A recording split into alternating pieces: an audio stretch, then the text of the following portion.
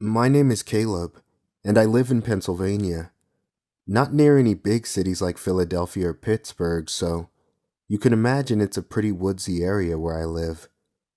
This happened some years ago when I was 11. It was my 11th birthday, and I had invited 8 of my friends, but for this story, there's only 2 of them who really matter. And their names are Landon and Mateo. To give you a basic layout of my yard, you have my house and driveway on the left, and if you move a little to the right, you'll get to the pig pen, and behind the pig pen is a big pine tree. And let's say you decide to go even further more to the right, you'll get to my neighbor's house. My dad knew that some of my friends hadn't been over to my house before, and didn't want them to end up into my neighbor's yard, so he built a little fence just to make sure that no one would go into the neighbor's yard. During my birthday party at one point, we all decided to play manhunt. I don't know if I played it right or wrong, but we made 2 teams, a seeking team and a hiding team. After an hour or so, almost everyone said they wanted to go inside. I told them that they could go inside if they wanted, but I was going to go ahead and stay outside and search for Mateo, who was nowhere to be found. Everyone went inside except for me and my friend Landon. We both decided to search for Mateo. We split up at one point, and I was behind my house looking for him, when I saw a dark figure in my driveway. I guess the other person saw me too, because he rushed around to the front of my house. I chased after him since I thought it was Mateo. The figure then ran up to the pig pen and went around the pine tree. I swear at one point, I heard a strange laugh, and it didn't sound at all like Mateo. It sounded like someone else, but there was something very off with that laugh. You kinda had to be there to really understand it. At that time, I didn't think much of it and continued to chase him. Once I went around the tree, he was gone. I searched everywhere, but I couldn't find him. While the fence was small, you couldn't jump over the fence that fast. That's what scared me. I heard something drop beneath the tree. I moved the branches out of the way and shined my flashlight towards the tree, but there was no one to be seen. Being absolutely scared to death, I began to run away when I saw Landon. I got him and told him the entire story. He didn't believe me. I told him that I wasn't splitting up again, and he said that that was okay with him, and we both started to search again behind the house.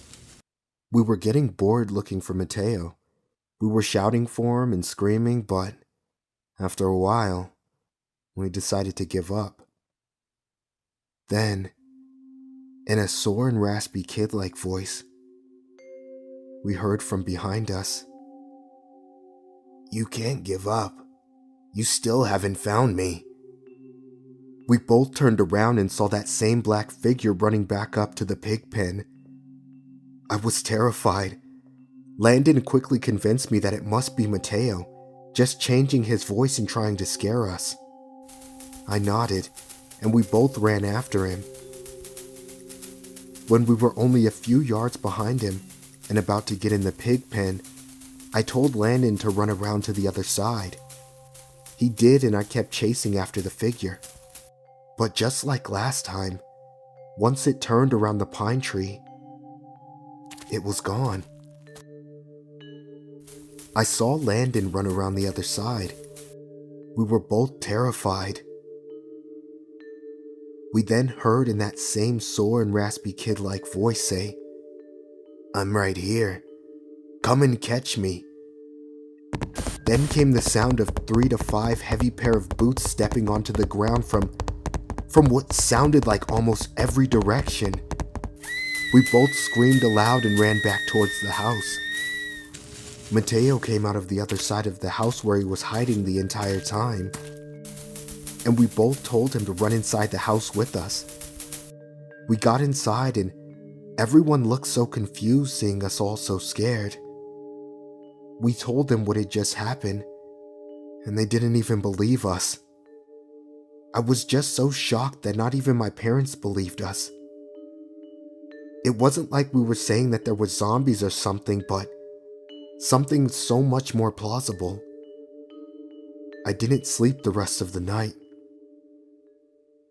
Now there's another part of this story, and I still believe to this day that this part of the story is connected to what happened that fateful night. 2 years passed from that night, and one day, I decided to walk around my neighbor's house since she was on vacation, and I surprisingly hadn't been there before.